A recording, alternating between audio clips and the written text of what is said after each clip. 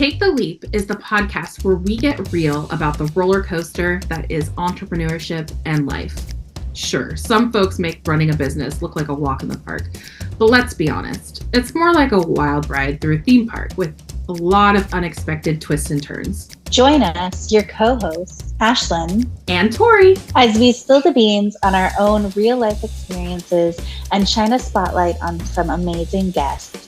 From the highs of success stories to the lows of epic failures. And hey, we'll even throw in some cringe-worthy, laugh-out-loud, embarrassing moments for good measure. So buckle up and tune in every Tuesday and Thursday for a dose of raw, unfiltered truth about what it's really like to chase your dreams and build a business. Whether you're a seasoned entrepreneur or just dipping your toes into the startup world, we've got something for everyone. Even if it's just to make you think, wow, I'm glad I didn't do what they did.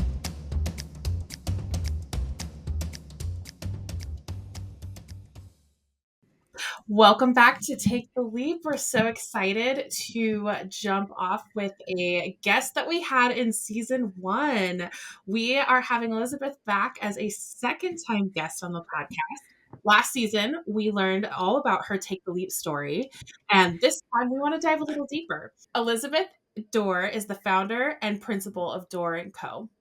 Her company provides communications consulting and writes for social justice and social impact focused organizations.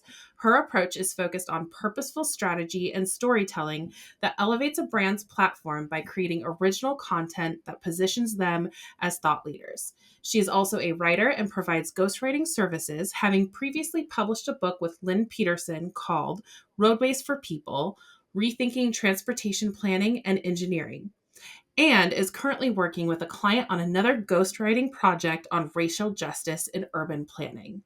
Elizabeth is also an accomplished writer, having published the progressive romperparents.com, Bloomberg City Lab, Scalwag Magazine, Portland Monthly, and Baltimore City Paper. She's currently writing on a book, the proposal for which is out on submission, called Cramming for the Apocalypse, which is about her journey to push through climate grief and take climate action through the lens of disaster preparedness. Welcome back to the podcast, Elizabeth. We're so happy to have you. I'm so happy to be here. Yes. Let's just kick it off real quick. And how have you been since the last time we've seen you? How are things going? How's business? How's life? Good. Yeah, things are good.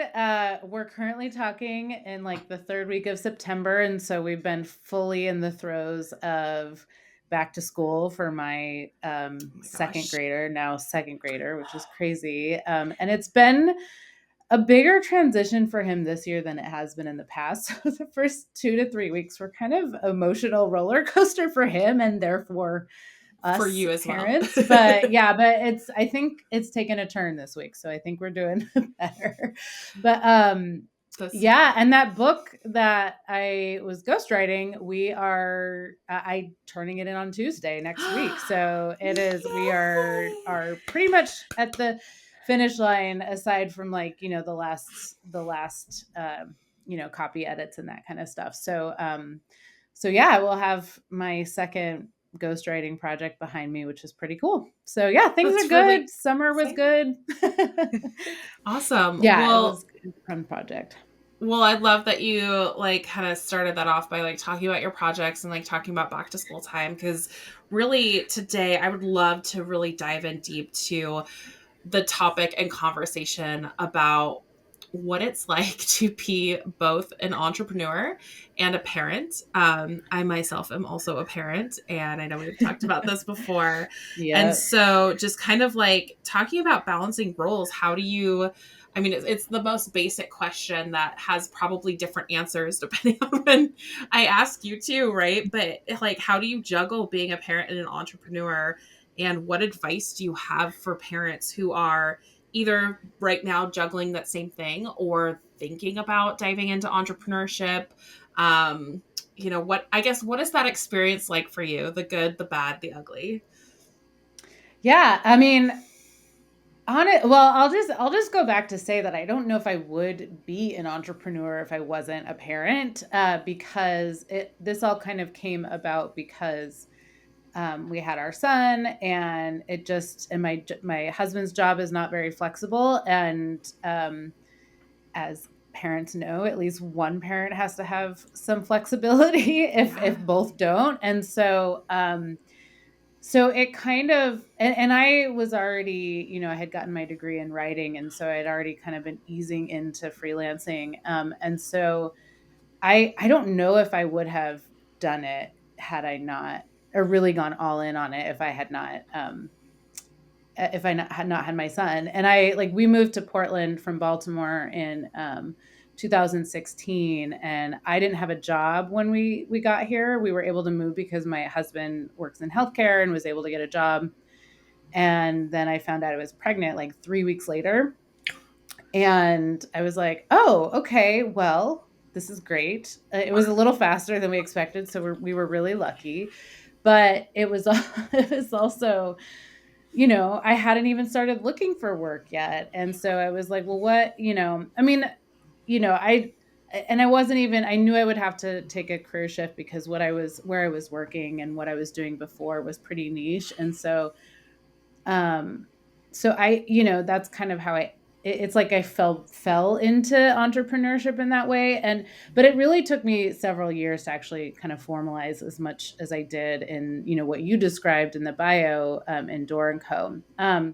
So kind of just starting there, like I honestly feel like entrepreneurship, or having my own, working for myself and not having to work for somebody else. I have clients that are who I work for, but it's a different thing. You can set different boundaries. I actually think it's a lot easier to balance my work life, my work and my life as a mom, because I create the boundaries. Right. You have to be you have to be a person who can create those boundaries. And there's often work creep, because you have a deadline, and you also have to pick up your kid from school and then feed him, and there's 3 or 4 hours, maybe 5 hours, where you can't do any work in the evening that you would if you weren't a parent. But then Right. you can make it up later in the evening. I feel like I've created enough balance where I haven't had to do that very much, unless I've really procrastinated on something, and that's usually my own damn fault. That's fair. I love it. I love being able, I love working for myself because I can be the one who can, when I get the call that I need to pick up my son because he's sick from school, or we have an appointment, I don't have to worry about whether one of us can take off work or not. I do have things I need to work around, but usually my clients are pretty flexible, and I can, they completely understand. And so for me, that's, it works. One of the things it's not in my bio, and I feel like I probably should have sent this information on, since this is the topic, but I co-founded an organization called Scribente Maternum, which is an organization for moms who write. And so we have been around since 2021 doing retreats, but we started out virtual, but now all of our retreats are in person. Next one's coming up in November in Minneapolis. Nice. And that is kind of the thing that is harder to balance, because the writing that we do outside of the work that we're paid, the kind of work that really or the creative work that fuels your energy in different ways, it feels harder to carve out that space during the day when you are making money or doing work for money. And so that, I think, is where I have the trickiest time finding balance. And that, for me, I actually, because I've had my son for 7.5 years around, my body just wakes up at 6 a.m. now, and he stays asleep till around 7. And so if I wake up early, I'll I'll write. I'll do my writing. But that's usually when I get the writing for myself in. So like the book that you mentioned in my bio, like that, all the stuff for that is being written in like the early morning hours before everyone wakes up. So yeah, that was a long answer to your question because That's great, yeah. Do you, I think, go ahead. I was going to say, I'm just curious, like, this writing your personal project, and do you always find that it's better, or does it help like your quote unquote paid work writing when you have like some sort of writing project on the side that you're working on as well?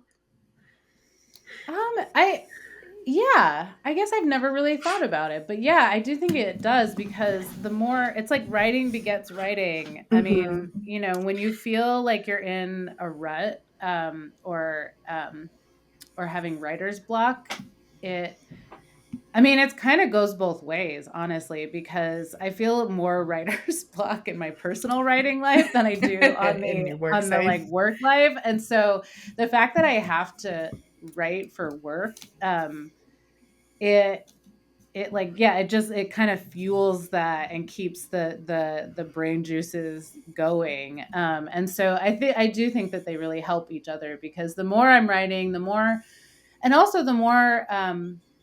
I'm consuming as far as like books and articles, the more that inspiration comes.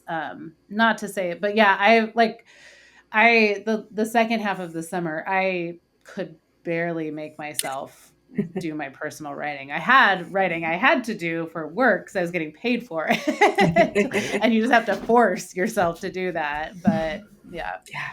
I think It that's might be normal. easier when I get a Yeah, that's a normal Oregon summer thing. It is very hard. Very hard to do anything. When it's really nice and it's not going to last. You want to be outside. Yeah. Exactly. That's so true.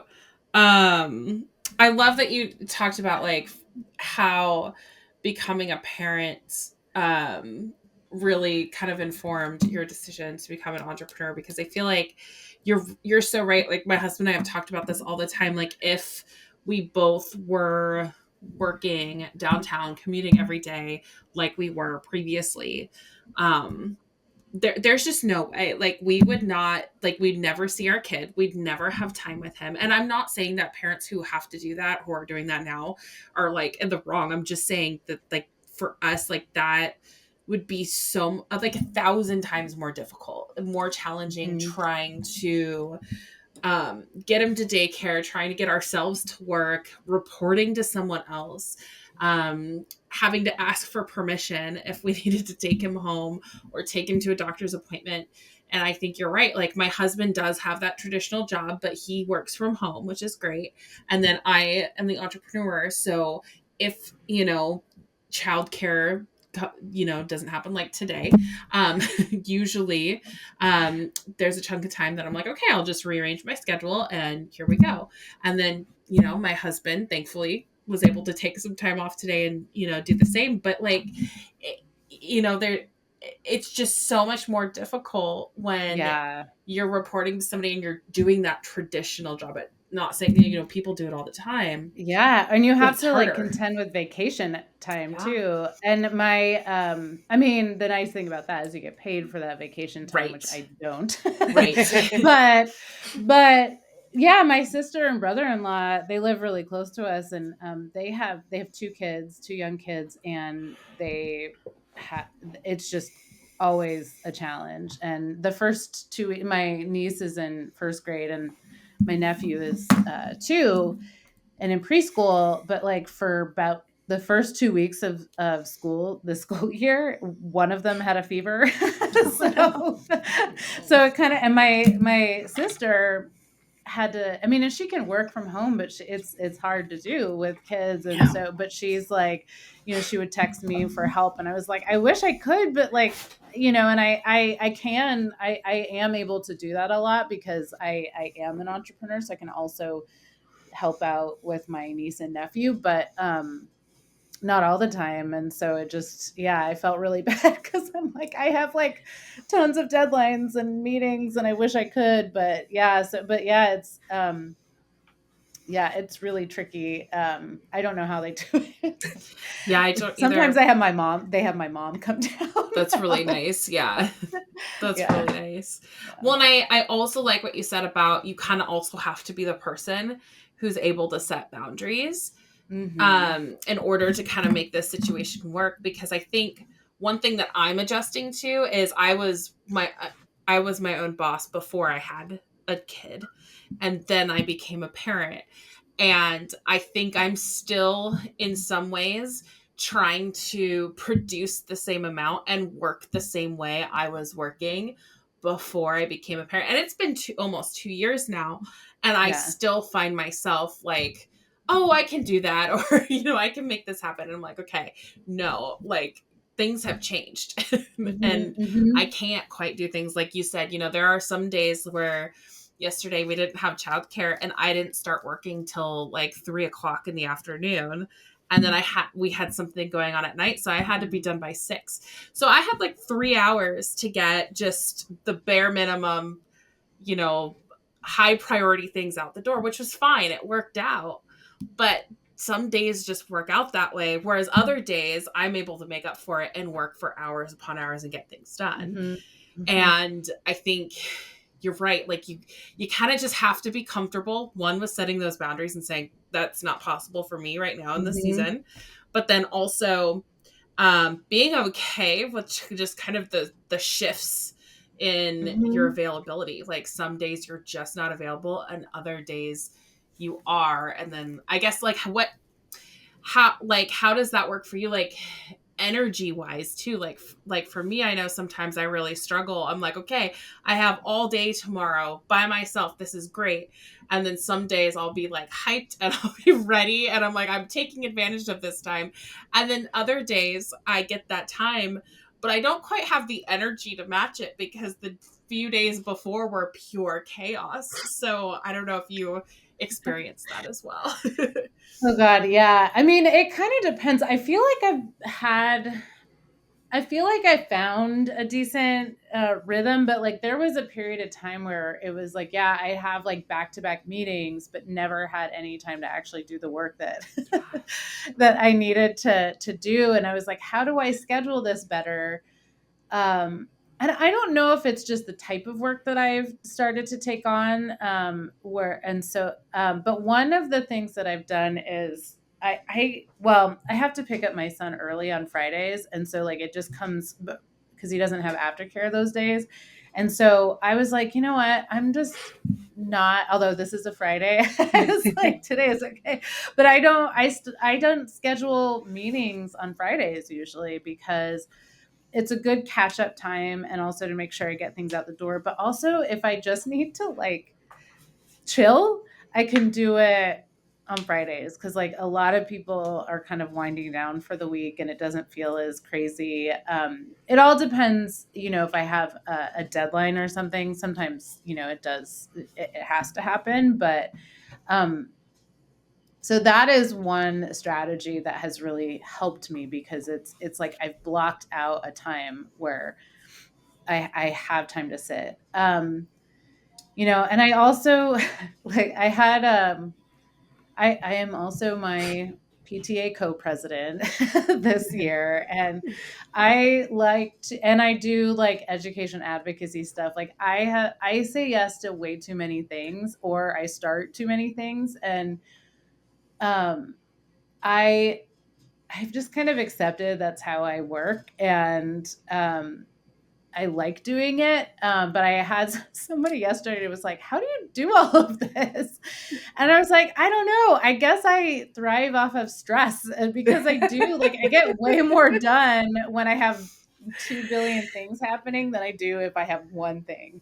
And so yeah, I don't know. Like, I don't think that's necessarily, but I also like, I don't know. I feel at the moment, I feel really like happy with my workload. Like I haven't taken on more that I can manage. And I think that was part of it, is that like my workload fills up my week, but it doesn't feel like I'm crunching it all in. So Yeah.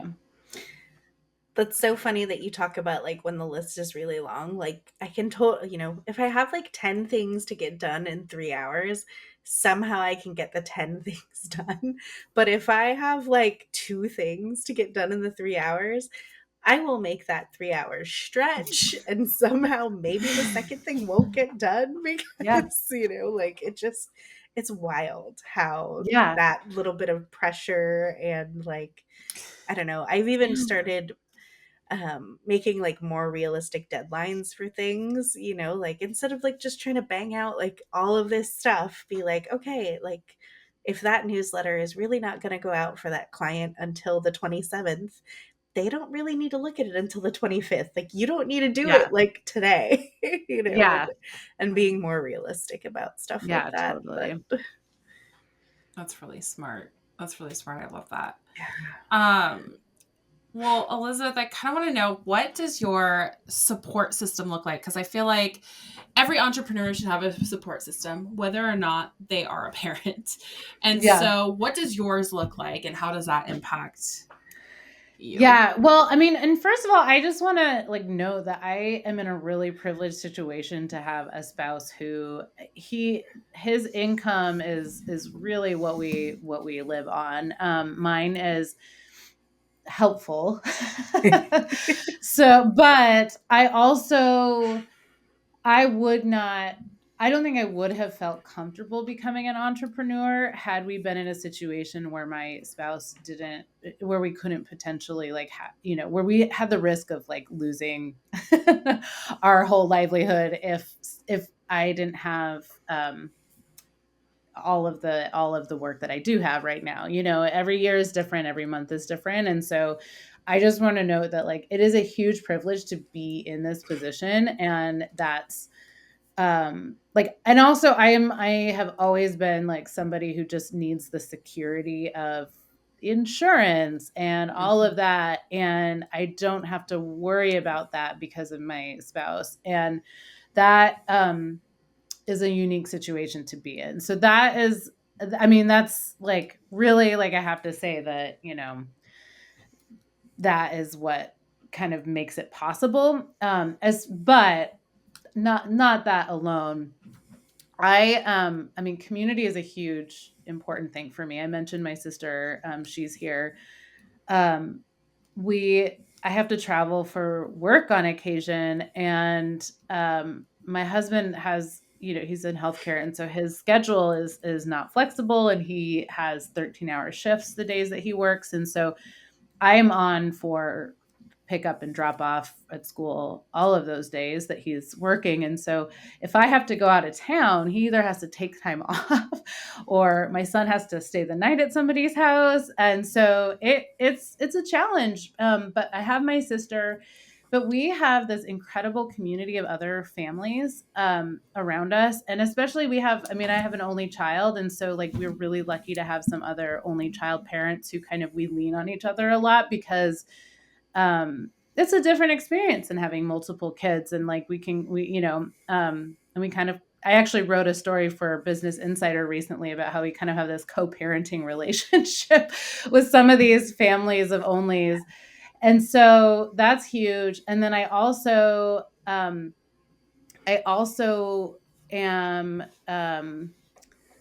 sorry, I saw a text come through and I'm like, So yeah, we have an event of a PTA event tonight. And so a friend was like, I'm coming. So I actually, another story I wrote about this community. It's a babysitting co-op that I was a part of when my son was really little. And that it was huge for like just having free babysitting, but also we had this huge community as well.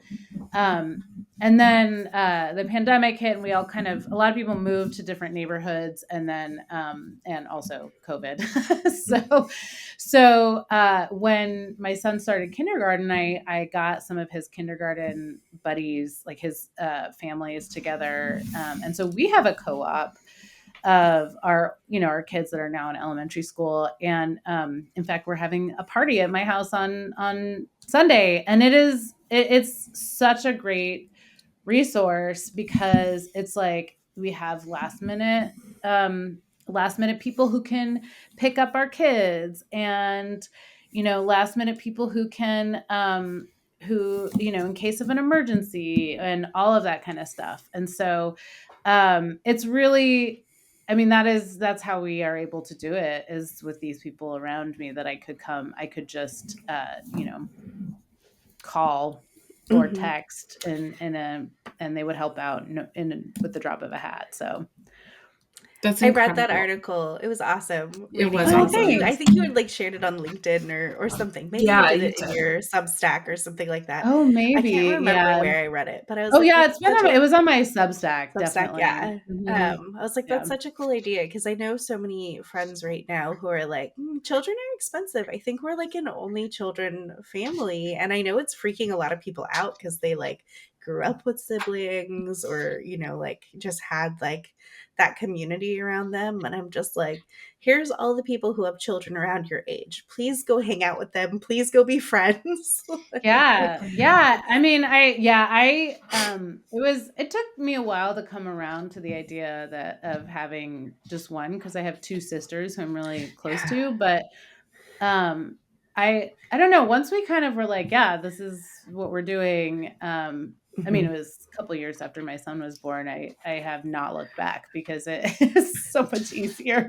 Like, I think my friends with two, like I don't know, just the logistics of like getting them to two different sports and all of that. And like, my sister having two kids sick over the course of 2 weeks.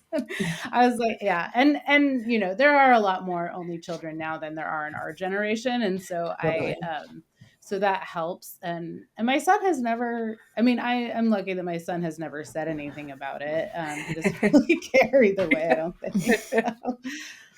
It's great. Well, and that's also just such a good idea too for people who just don't have family around, or maybe they do have family around, but they don't have like family to support them. And like, yeah, it's a really good idea for people who are who don't feel like they have a village.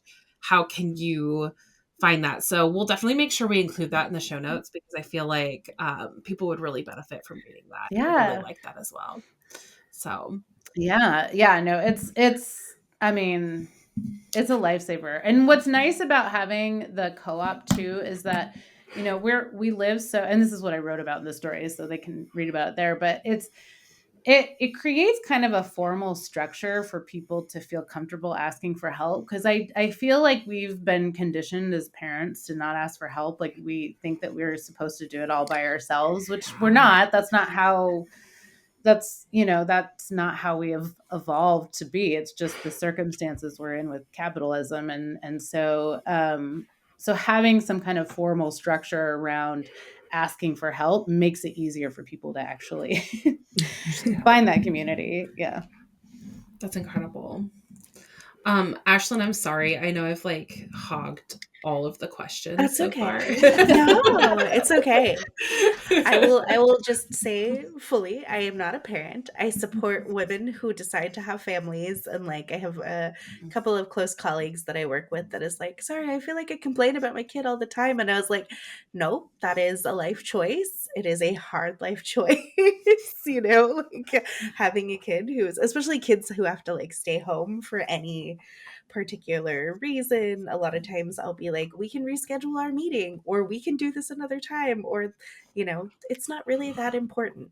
Marketing is not, we're not curing cancer, we're not saving lives. Like, most of it can wait. Nobody's going to care that you post your social media post tomorrow instead of today. So yeah, exactly. Well, I feel like so many people aren't that way and don't get that.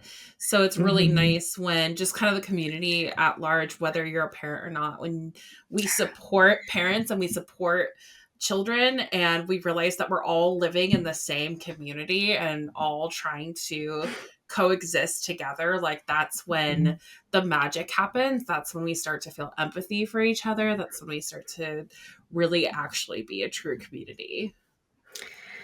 Yeah, totally. Yeah. Totally. Ashlan, do you want to ask the next questions, or do you want me to dive in? It's up to you. I actually was excited about this next one. Go for it. Yeah. I know I got the questions. Yeah. How does your work on cramming for the apocalypse intersect with parenting, and how do you teach your child resilience in the face of climate change? Yeah, thanks for asking that, because honestly, I've been kind of not floundering, but just like I haven't had as much energy about this project lately, and so it's nice to actually like think about it. So for those listening, Cramming for the Apocalypse is I have a Substack, and also have a book proposal out on submission where I've kind of brought disaster preparedness and overlaid it with climate. What's the word I'm looking for? Climate anxiety and climate justice and climate action, and so yeah. And so as far as, so like, it's really like me, I'm trying to build these disaster preparedness skills also to prepare for climate change. But, really the long and short of it is that and we were just talking about it before, this is a great segue into, community, because it's not necessarily about building these skills. It can be helpful, but it really is about, having community, having people you can rely on one another. And so as far as, it really intersects with my parenting journey. Like, it's a huge part of it. Mainly because my anxieties ratcheted up quite a bit after I had a kid, and thinking about, the world that he's going to inherit, and his fellow, what are they? Gen Alpha now, right? Alpha. He's an Alpha. Yeah. Yeah, he's a Gen Alpha. His fellow Gen Alphas are inheriting.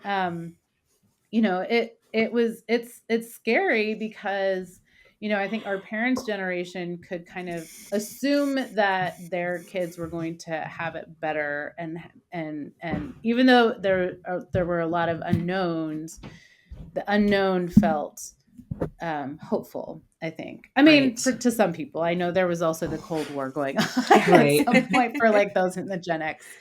But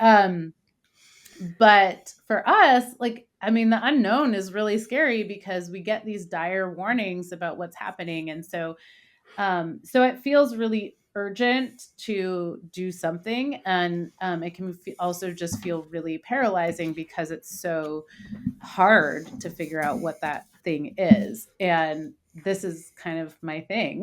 That's how I found it. But also, parenting is a big part of the book. In fact, that whole story that I wrote for Romper on the babysitting co-op, that is kind of the framework of one of the chapters on parenting in the apocalypse. Like, we can't just do this alone. We already know that because we're going crazy, but it's so we have to do something about it.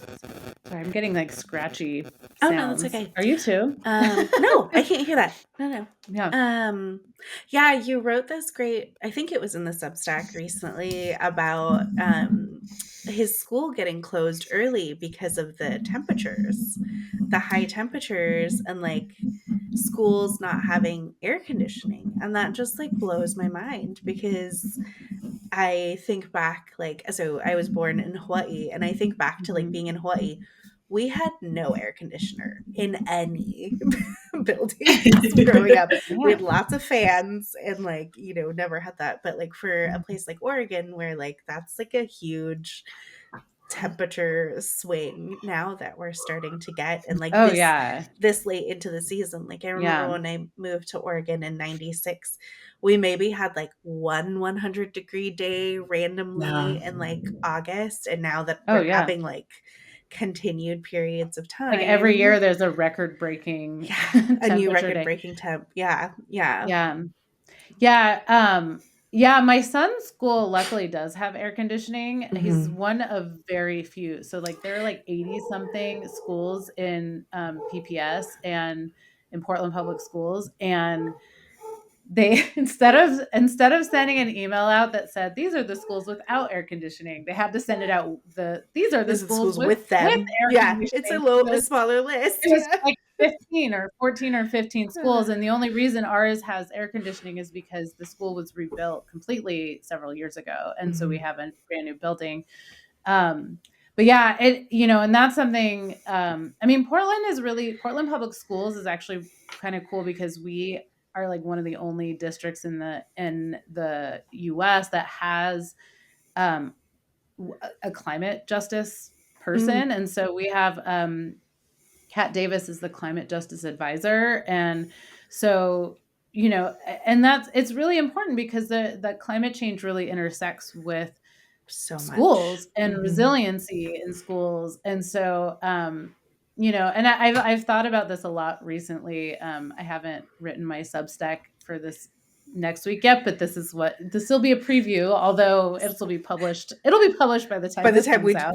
when we put this out, Yeah, yeah. but like about when we're thinking about voting on climate, that it doesn't have to just be from the top. It doesn't have to be, it's school board members. It Yes. is city council members. It is, leaders and it's budget, even like comptrollers. Like there are if you want to have people in all parts of like government from top to bottom who are thinking about climate change. And like, I think that like we need the facilities people to concentrate on how can we retrofit these schools so that they are not only resilient, but they're also not creating more carbon and not all of that. And so I think that that's something I have been thinking about a lot, especially with the election coming up, Mhm. and how much schools can and should be a part of it. Absolutely. It's just, yeah, it's a weird world we're living in. And yeah, we don't quite know how to predict. And that kind of like brings up the topic of like parenting through climate grief. Like how are you processing that while also still remaining, I know we talked about this a little bit last time, but like while also still remaining hopeful and preparing for the future, in a positive way too. Yeah. I feel like, so Ayanna Elizabeth Johnson just came out with a book like 2 days ago, I think was published, called What If We Get It Right? And what she is focusing on is that hope, but also like what is happening already. And like, and I think that it is like keeping your eye on the prize, the prize being a healthy planet, and knowing that we still have time to shift gears and that momentum is building. I think there are some days that are rougher than others, and you're always going to have that, those moments. That's, any type of grief that one feels. But I think that has been, that's a big part of it. And then also, yeah, a big part of it is like looking at the things that are happening, not focusing on completely on what's not happening. You have to see that every once in a while, but really otherwise it just feels too hard to keep moving forward. So that's one.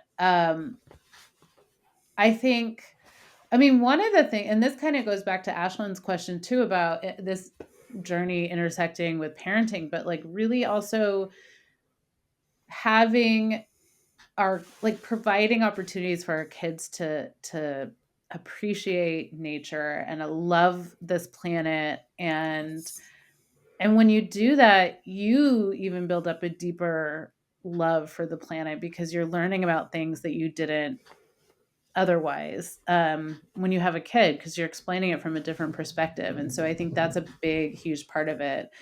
And I had a third one and I can't remember what it was. I lost my train of thought there, but it was, yeah, those are the big ones. And yeah, and seeing the world through my kids' eyes is so fun. Like he's 7 now, and I don't know, I just love this age because he's getting older and processing things with a little bit more maturity, but he's still a kid. And so I don't know, the types of questions he asks, you're like, oh, I never even thought of it that way. Or, and also, yeah. And also, like, I have the opportunity to, all the stuff that I've learned, recently, or recently as in like the last few years, especially about like Indigenous justice and the Indigenous peoples who are native to the land that we're on, that I knew nothing about because was not in our history books, that I can have these conversations with him about them. And so that to me keeps me hopeful. Yeah, seeing and paying attention to what is happening keeps me hopeful. I can't remember the other thing. There was definitely a third one, but I don't remember what it was. Blurt it out when you think of it again, because I totally done that where I'm like in the middle. Oh, I do remember what it is. Yes. So, and this one's kind of it's funny because it is. I have been reading so much more science fiction and apocalypse fiction and climate fiction lately, and this is not a genre that I was into before I started working on this project. But it has been so cool to like enter the minds of people who can really re-envision what the world looks like that's totally different from ours, or that they're really thinking about what life will look like in the face of climate change. And I think no matter what we know, and we have to accept the fact that life is going to change for all of us. I don't think capitalism is going to be around for that much longer, in the grand scheme of things. And when capitalism falls, a lot of other things are going to be really hard. But what are the positive things that can come out of that? And so I think that like by reading this type of fiction, it has like kind of rewired my brain a little bit to think more like, even when bad things happen, good things come out of it. And so, and that is like, I've kind of, I think the word apocalypse really scares people. And my agent and I have struggled with this a little bit in pitching the story because they loved the book, but they liked the writing. They love the concept, but they're like, oh, but it's, it's kind of a downer because people don't want to read about climate change. They want escapism, but and I was like, well, I actually do think it's a hopeful book. I don't think so I'm like, maybe we're not doing our jobs in doing that. And she and I have kind of changed tack a little bit to be more hopeful. But part of that is like reclaiming the term apocalypse, because it doesn't mean the end of the world. It has come to mean that in our head. It just means that it's a large change. It's a big change. And so that is, yeah. And so that's kind of what I have been really trying to look at, is like reclaiming that word, reclaiming what that means. And so that's a big part of it too. I guess that's more the existential. Yeah. I mean, I guess that kind of makes sense because they always call it like post-apocalyptic, right? If it's the end of the world, there's nothing afterwards. There's nothing after, right? Yeah. Yeah. Well, post-apocalyptic, that could be a good thing too. Maybe. I mean, or there are good things. I don't feel like I don't know, it's neutral in some sense. Yeah. Like there are good things and there are bad things. And yeah, it was so funny.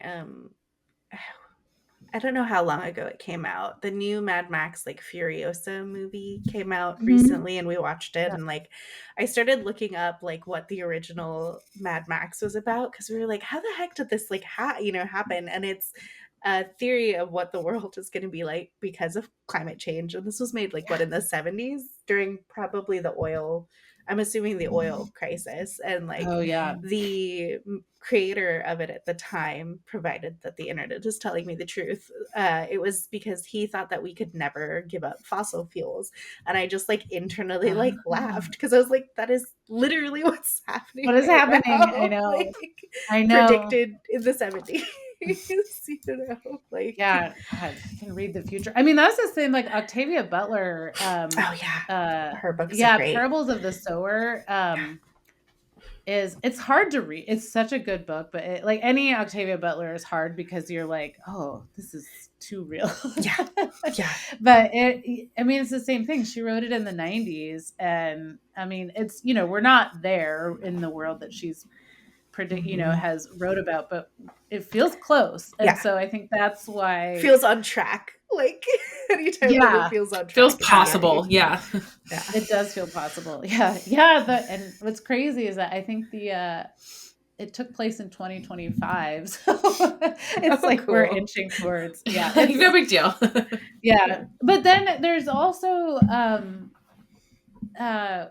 what is it called? The Light Pirate is a more recent book, climate fiction book that takes place all in Florida. And it basically is as if climate, that we're on track. And it is like, it's like through this one character, and, it's like decades in the future, by the end of it. And it's like there are really hard things about the life, but there's also some really beautiful things about the life. Like the most like scary parts of it are just at the points when like society hasn't accepted the fact that things have changed. Yeah. And so I don't know. It's like, I don't know. Like so things are going to change no matter what. I mean, things are changing. We're already seeing climate disasters on a grand scale. So I just hope, like I think the book too is also focusing on how do we control for the like fall of capitalism? Like how can we make it something that eases us into a better way of living, or maybe we create a better way of living now so we don't have to have this this like, insane disaster on a grand scale. But later on go ahead. I was just gonna say, and also it's like, the people who are most vulnerable that are feeling the effects of this now. And so we have us in like privileged positions talking about the future of it, and it's already happening to a lot of people now. So Absolutely. I was just gonna say, I would love your list of books that you would recommend. And I have I actually wrote one. I'll send you the Substack so you can put it in the show notes. Nice. But there is one that I published on Substack that like a list of the books I've been reading lately.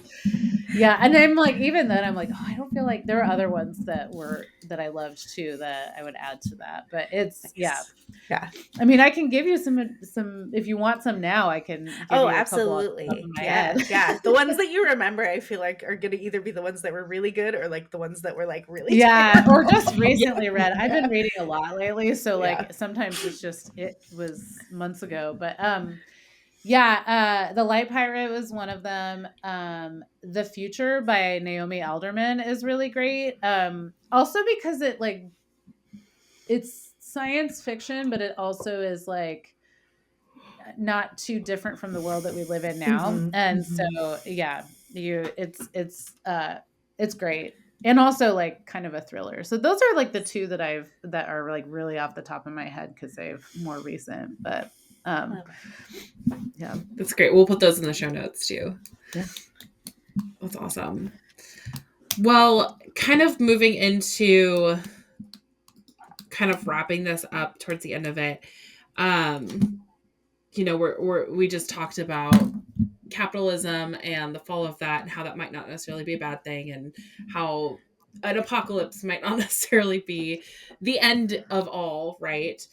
And it kind of just brings us back to the common theme that we keep talking about throughout this, which is community and building a community. So why do you think building a community is important, both as a parent and as somebody who is an entrepreneur and working on preparedness? And like, how can we kind of change that conversation around, like we're all in it for ourselves, to building this community, and how might that potentially impact us moving forward? Yeah. I mean, I feel like building community is kind of one of my central missions in life. I mean, I don't feel whole if I'm not a part of a community, but it's hard because we live in a society where it's so easy. It's, the default is to be individual and separate from community. Sorry, I'm going to sneeze. Or maybe not. Love that. Yeah. So, I mean, from a very like kind of existential place, like I think we are a social species, and we have evolved, but we have like created a society where that is not, it's not fostered or takes place. At least I say we as in like the United States, other capitalistic regimes. I think there are so many other cultures around the world who really have kept that community orientedness that, okay, I really have. Excuse me. I knew it was going to come. And also I'd say like subcultures in the United States too. Like I'd say Black communities have thrived and survived because of community, because they have been oppressed by the white dominant culture. And so they've had to create this community in order to be resilient. And so I think community is how we build resiliency. And even in like disaster preparedness, that there's solid research. You talk to any disaster researcher, and almost everyone that I have talked to has said, or not even almost everyone that I have talked to has said that the thing that is going to be your key to survival in a disaster is knowing your neighbors, and not just, casual, hellos every once in a while, but really knowing them. Because it goes both ways. It's because, something happens, they know to come looking for you. They know what your needs are. They know who's vulnerable in the community, and they know that. And then you all being able to pitch in to help people also relieves, the emergency personnel to go to people who are the most vulnerable. And so, it's practical and emotional too. And I think that's, I think that's just part of who we are as humans and how we've evolved to be or need to be. And then this is not in the same genre, but another for parents out there, especially parents of boys. I read Ruth Whitman's Boy Mom recently, and it is so good. It's not a parenting book. It's really, she's a journalist, and so it's like real deep dive. It's about her experience of being a mom of 3 boys, but also, she brings her expertise and her journalism in like talking to like young teenagers and incels and all of these things. And that is like a huge thing, especially amongst males in the US who are not conditioned to or socialized to have that, to build community with one another beyond, and to also have an emotional relationship with other men. And so I think that's kind of a little bit more socially allowable amongst women. And so it's just harder for adult men to have that. And so I think that, her book kind of showed that like we need to foster that community building from childhood. So yeah. I don't know. It is like one of my core missions. It's one of the things that that's part of the reason why I'm so much a part of our PTA, because we have just a really amazing school community and a diverse school community that I want to be a part of. And so, and that's where a lot of people find community, is their kids' schools. So that's incredible. So. I love that answer. That's so good. That's so good. Yeah. I read not too long ago, and maybe it was 6 months ago, like an article about like in disasters, like, natural floods or tornadoes or things like that.